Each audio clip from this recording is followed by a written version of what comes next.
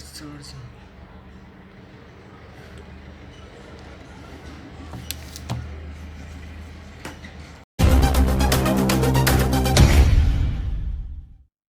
What's up everyone?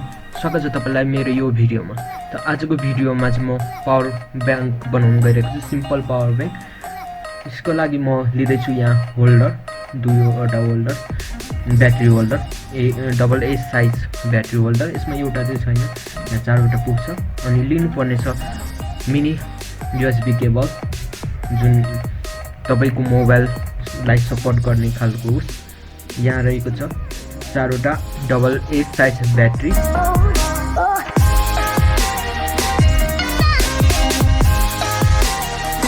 यो चाहिँ यसको सर्किट डायग्राम रहेको छ, हेर्नु होला।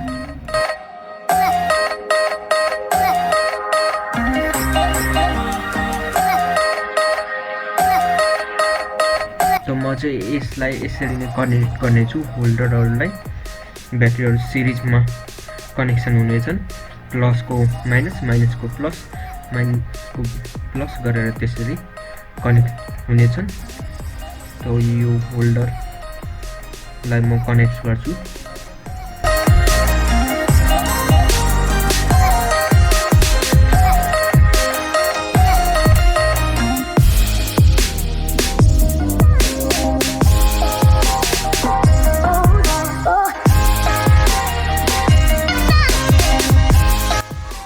त मैले यो ब्याट्रीको कनेक्सन मतलब होल्डरको कनेक्सन गरिसकेको छु। अब म यहाँ USB केबल जोड्छु, मिनी USB केबल जोड्छु। यसमा चाहिँ तपाईले इजिली थाहा पाउन सक्नुहुनेछ प्लस माइनस, र होल्डरमा नि ठ्याक्क प्लस माइनस मिलाएर राख्नु होला, नत्र मोबाइलमा खराब बिल आउन सक्छ। यसको तारमा चाहिँ ध्यान दिएर कनेक्सन गर्नु होला।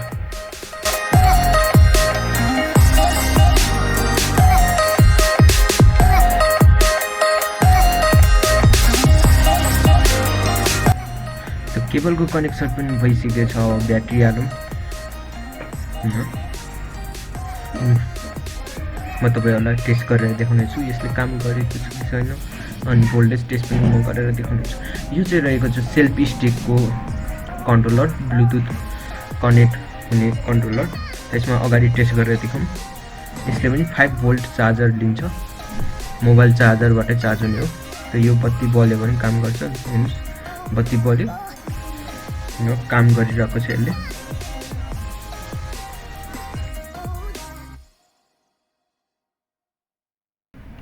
यो च्यानलमा चाहिँ म साइन्स र इलेक्ट्रोनिक्स ग्याजेटको बारेमा भिडियो हाल्छु। यदि तपाईलाई इन्ट्रेस्ट छ भने यो च्यानलमा सब्स्क्राइब गर्न सक्नुहुनेछ। यदि छैन भने पनि केही छैन, भिडियोलाई हेरेर इन्जोय गर्न सक्नुहुन्छ। अब म चाहिँ भोल्टेज टेस्ट गरेर देखाउने छु। यहाँ देख्न सक्नुहुन्छ मल्टिमिटर लिएको छु मैले। यसलाई अलिक मिलाएर राखौँ त भिडियोमा पनि देख्ने गरेर म मिलाउँछु।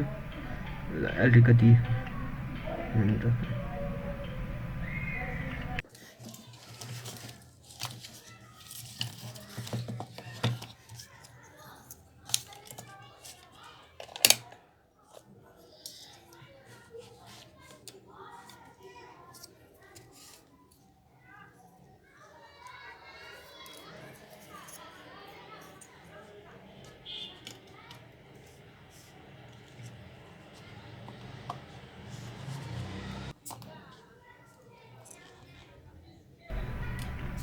ओके, एक्ज्याक्ट 5 भोल्ट देखाइरहेको छ।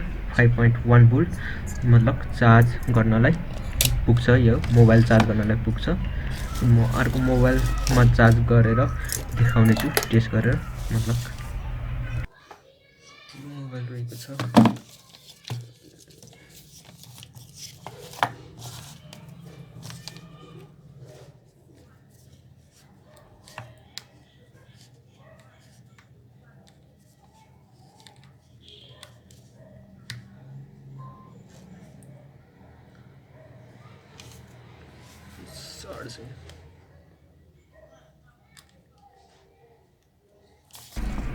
हेर्न सक्नुहुन्छ मोबाइल चार्ज भइरहेछ।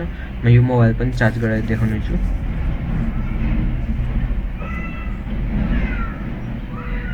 यो चार्जर चाहिँ त्यति युज गर्नु हुँदैन, कोही बेला इमर्जेन्सीको बेला युज गर्नुपर्छ, किनकि कोही बेला 0% हुँदाखेरि अनि बत्तीहरू नहुँदाखेरि यो युज गर्न मिल्छ।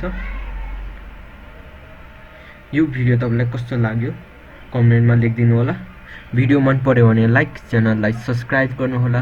भेट्नेछौँ हामी अर्को इन्ट्रेस्टिङ भिडियोमा। तबसम्मको लागि by by, have a nice day.